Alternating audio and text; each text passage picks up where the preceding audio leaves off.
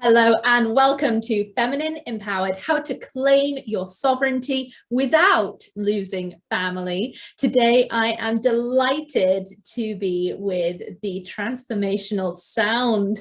I'm going to call you guru. Jen, how are you, Jen? I'm great, thank you. Thank you for having me. My pleasure. Well, we're in for a treat today, and let me let you know a little bit more about Jen so you know what you're in store for. So Jen Wilson is a singer-songwriter, music producer, sound healer, soul voice guide, and host of Transformational Sound Therapy Online Summit. She's a qualified sound engineer. She studied her BA honors in music production, her MSc in musical therapy and therapeutic sound. She's the founder of Vocal Nectar, which is how I found her. Doesn't that sound amazing? Vocal Nectar, delivering workshops, online courses, and programs to guide people to find and empower their authentic voices. And this is such a way that women are oppressed, is through the voice. Often throat chakra is blocked. So we're going to dive into that today. And in 2000, Jen founded the Safe Collective Voice of the Unheard Youth, a holistic recovery program for challenged adolescents, which soon became the rehabilitation model for young people, according to the DHI of Southwest England. And it's so nice to have a fellow English person with me.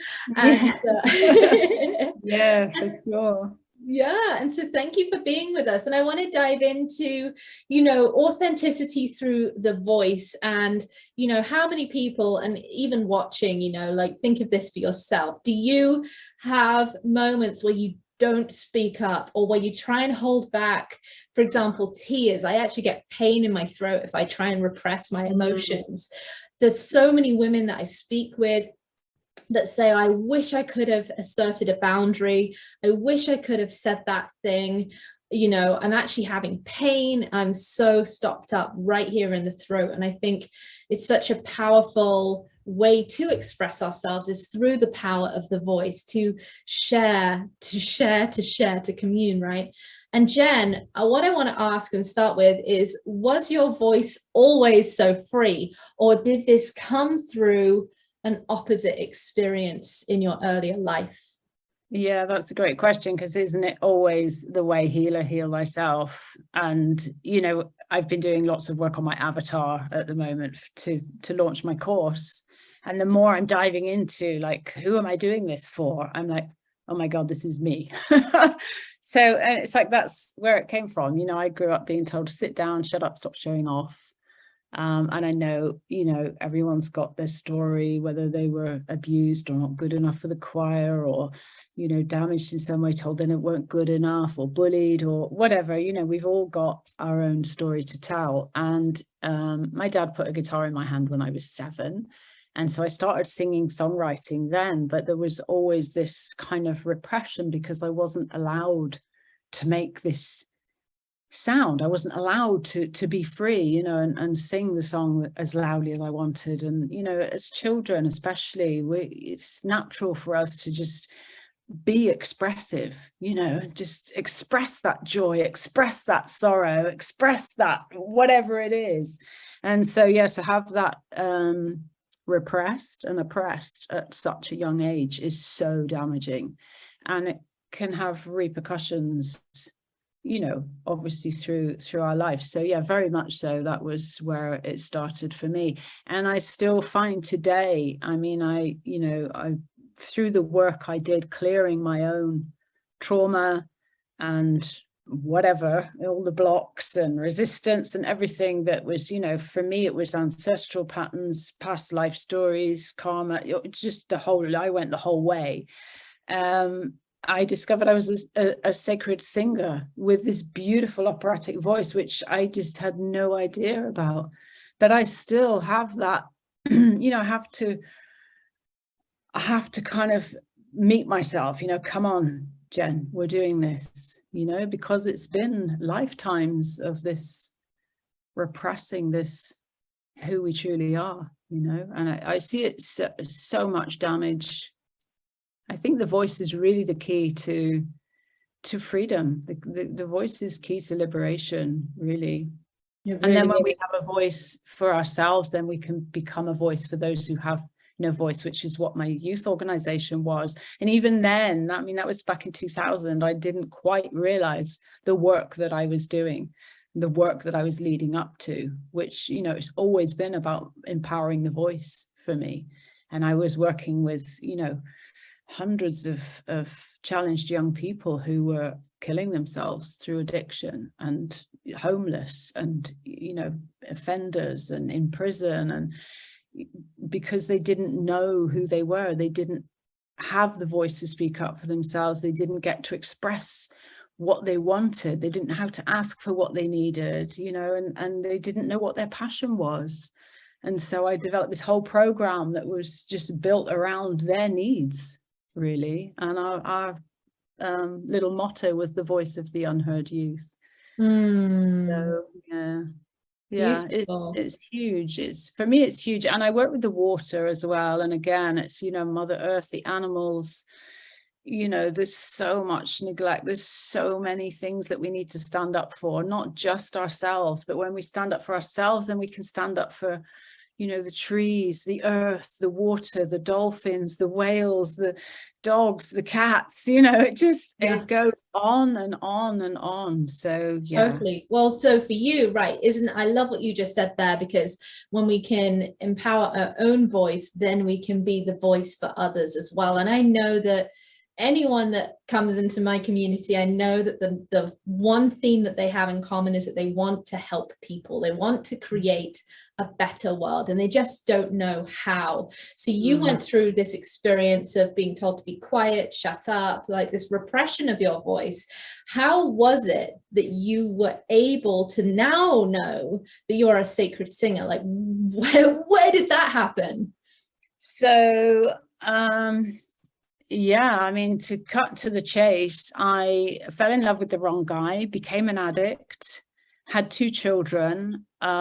He was assaulted by a 12-year-old drug addict, and came to a very sad demise. And that was when I called out for help. I knew I was in trouble, getting teary now, but I knew I was in trouble. And I had 2 children. I was on my own. I was a widow, and my life was a mess. And I was like, I just, you know, how can I get through this? What do I do? And I called out, and my spirit teacher answered me, and he basically helped me to purge my grief, my trauma, like I said, my past lives, my ancestral wounding, the mother line, you know, the whole works, went really, really deep. And I just cleared excuse me, all those old stories, you know, and just their stories, but we need to clear them. And the thing is sorry, I've got a little frog in my throat. Maybe it's the emotion. But,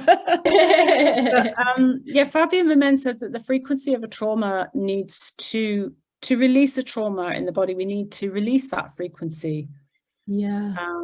Using the voice. And so that was what I did for 15 years. I sat in a room in a very sacred held space with very small intimate groups. I did it with my son, actually, which is really, really powerful. We did a lot of healing of the family.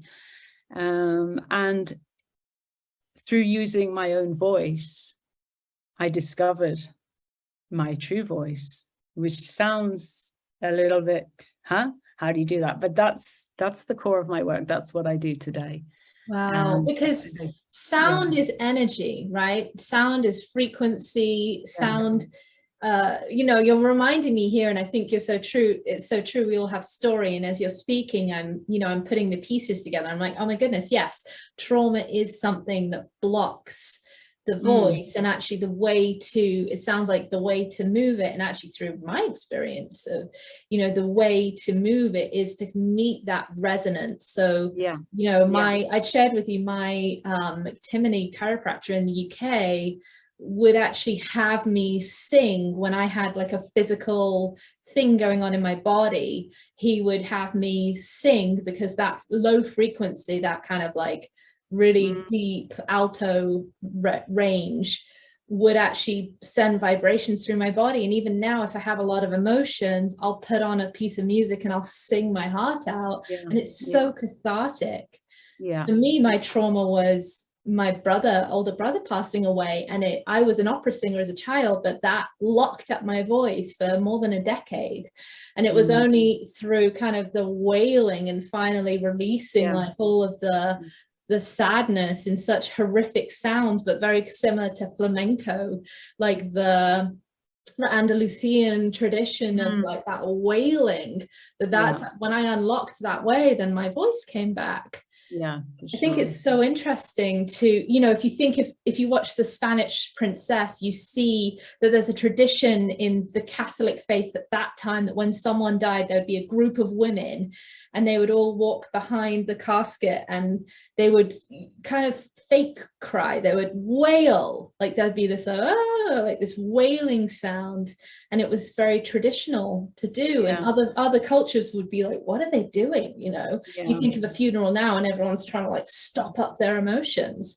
So so what does someone do today that's listening, that's like, okay, yeah, I can feel there's this tightness and this clamping down, like how do I move it? And I know the initial fear is if I let it out, I'm going to be a puddle on the floor and I'm not going to be able to function. So like, what is the steps? Like, what could someone do today that's going to start moving that energy? Giving yourself permission, you know, really, and also honoring yourself. I mean, what's more important is that quote, isn't it? In the end, it was, I can't remember exactly how it goes. The pain of staying in the tight bud was more painful than it was to grow. It's like, how long are you going to carry this around with you for? Because you don't need it, and it is not helping you, you know, and it's not helping anyone around you, and it's not helping you to grow and become who you are.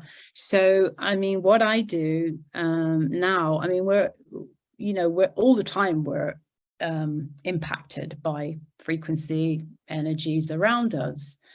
I had a hug with someone earlier, for example, and I walked out and I was shaking. I was literally like that. And I was like, oh my God. And I could feel my nervous system on edge. I was like, oh my God, why am I doing that? And it's like, oh, because she was nervous. And I'm clairsentient, and I instantly picked it up and it goes into my body. I have to release like regularly.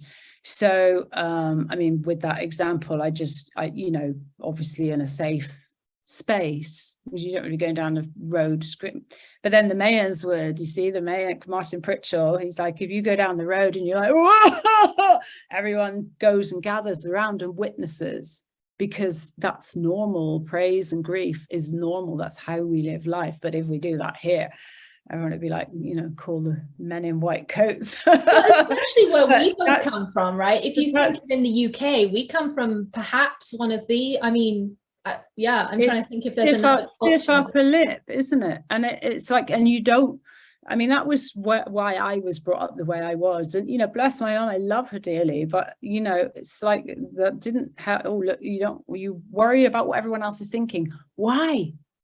I don't give a damn what anyone else is thinking. I care about what I'm feeling, because that is what matters, because then you can like ripple that out into the world. So what I do is I go to the water. I love the water. If there's no water, you know, whatever, have a shower, because the resonance with the water is amazing, amplifies everything, and just make whatever sound wants to come out. And it's as simple as that. You know, there was one day where I was really blocked up and I knew I needed to cry and I just couldn't find a way to let it out. And I actually went for a swim in the ocean, and as I was swimming, and it was paradise, Malibu Beach, can you imagine? You know, it's paradise, swimming, and I'm like crying, and it's like moving, and it's like salt into the ocean. Well, it's flow. It's flow. Water is flow. Emotions need to flow. Is that why people sing in the shower, do you think? I like singing in the shower because it's really resonant, and it just always makes you sound amazing, doesn't it? But so, it's, maybe innately we know, you know, there's a primal thing there of like the water is purifying. I mean, you know, I always think this, we purify the outside of our body. How often do we purify the inside of our body? By fasting or juice cleansing, or crying and bawling our eyes out whenever we need to. You know, how often do we give ourselves permission and actually take care of ourselves in that way, you know? Yeah. I see people wash their car, and I like wonder when you last did that to your insides. Oh, totally. Oh, well, I'm a massive advocate. All inside out and back to front, isn't it? Totally. It's all about the shiny veneer, right? How it looks on the outside. So what is the benefit, right? So let's say someone is really stopped up, feels this tightness around the throat, feels this oppression, thinks things like, I wish I'd said that. I don't know how to say that. I don't even know what what it is that I want, or any of this kind of holding back, or this maybe grief or trauma that's really locked up in here, moving it, getting it in the water, like getting in water, allowing whatever sound needs to come out, and not judging yourself with the external, like, oh, people are going to think I'm crazy. I tell my clients, I'm like, stick something on the door to say, I'm fine doing a practice, just you gotta move that energy, and so why would someone do it? What is the benefit? What is the promise, the other side of making those guttural or whatever sound needs to come out? Well, exactly what you just said, so that we can own ourselves, own our power, own our truth, own our authenticity, say what we need, say what we need to say, speak our truth. We're going to get what we want in life. Just having that truth with ourselves is so important. If you're not integral with yourself, how can you be integral with anyone in the world or anything in the world? It's just so critical. And then there's the other side of it. For me, it's this is part of what I say I bring, is restoring inner harmony. Because when we've got this trauma and these unresolved and all this, I should have said that, and I wish it, and just not in our leadership. It's like there's this battle going on inside us. So it's like, clear that out and become very clear, and become a channel of your higher self, your authentic self, whatever so I call it the soul voice. And then you're not only in integrity with yourself and your own truth, but you're in harmony within. And I mean, what a beautiful way to live, and even if it's, my children say this, Mom, you're so fiery. Yeah, damn right, Yes, like, and that's a gift. Part of it. That is part of it. Because if I see something and I think that's unjust, damn right, I'm going to say that, because if I don't, then I'm not in integrity with myself. And so it's being that acceptance, in acceptance with yourself and with who you are. And that is with all the sort of ups and downs and emotions. And, again, it's just that flow, just allow yourself to flow with whatever is coming out. I screamed and wailed. I was actually quite shocked at the amount of distress I had inside my body that came out of me over that period of time. I realized I wasn't just grieving for my husband, I was grieving for myself. I was grieving for lifetimes of repression, lifetimes of probably being abused and murdered in horrible ways, all sorts. I don't need to, even worry about the details, but the distress. And I just, like, how many people are wandering around on this planet in that much distress? Absolutely. And look at the damage it causes. You can see. And that's it. Like, I don't know if you know this, but I'm such a geek with biology, and we now know epigenetics, 95 to 99% of disease is created through lifestyle, and a huge part of that is our frequency, our energy. Like, what are we saying to ourselves? Everything. My summit covers all of that. It's amazing. I covered Bruce Lipton in my master's. Amazing. Emotional body, and what we believe we manifest, and frequency is everything. Well, absolutely. If you have this black hole of unresolved emotion, like the grief of my brother, like 20 years after he had passed away, I could feel this kind of black hole of grief. And I was like, if I don't move this, I'm going to make myself ill. like this is going to turn into what, Yeah. like a tumor or something like this. I'm like, I have to move it. I have to get, you know, get it out. And actually it was very beautiful, because once it came out and all the grief, like you said, you couldn't believe how much there was.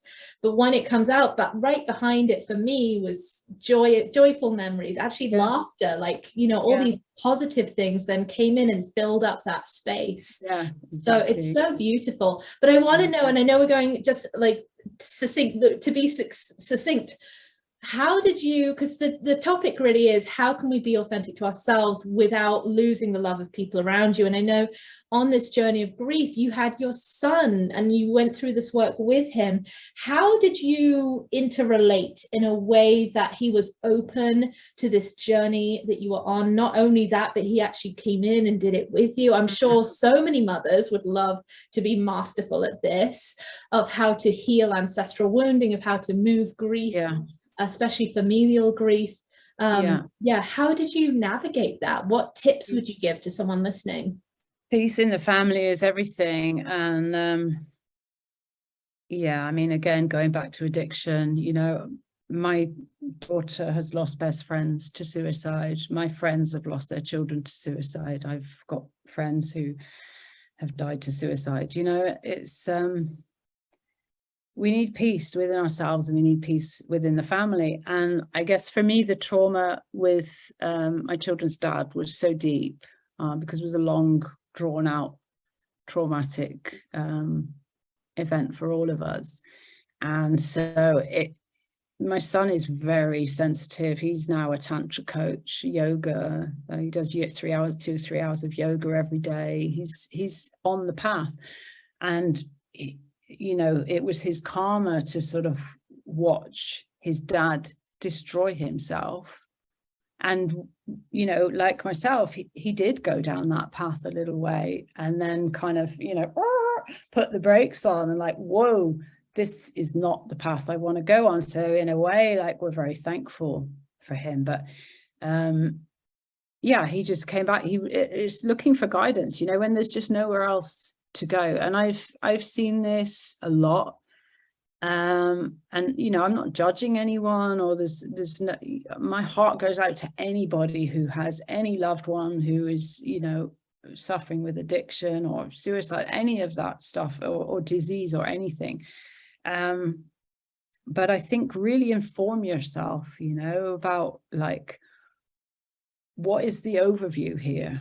Like, what is this soul actually dealing with here? I don't know, that sounds like a bit esoteric, but I just see sort of parents, for example, flailing around because their child has become an addict. And it's like, what part of their life is missing? You know, there's something missing. For me, I healed a lot with my son, just sitting in that room with him, in that space. I was able to listen. And we didn't speak, we were witness, we bore witness, and bearing witness to one another's grief, as hard as that might be, especially if it's your own family. Like, don't try and make it better. Don't try and say they're there. Don't try and offer advice. Don't tell them they're wrong. Don't do any of that. Just shut up. Like, ironically, right. Be quiet and let that person be in their own experience. And that's how it will come to the surface, and you can, you know, you can hold it in your love and witness it. And I've transformed like my relationship with myself, even now after years of work together. You know, we had a glitch recently, and I was advised by a coach, you know, and he said, are you actually listening? And I was like, I've done loads of listening with myself. He said, no, are you actually listening without interrupting? And I was like, no, because I was like, yeah, but I've done it. Yeah, but, you know, and I kept, but, and I actually went away from that, and I sat and I listened to him, and it healed it instantly. Wow. And it was so beautiful. It was so simple. He just wanted to be heard. Yeah, he was going on about something that I did 15 years ago. So I was like, what are you on about? That was 15 years ago. It doesn't matter. He obviously needs to resolve it. He needs me to hear it. I've never heard it because I've always been like, oh, you know, on my own defense pedestal.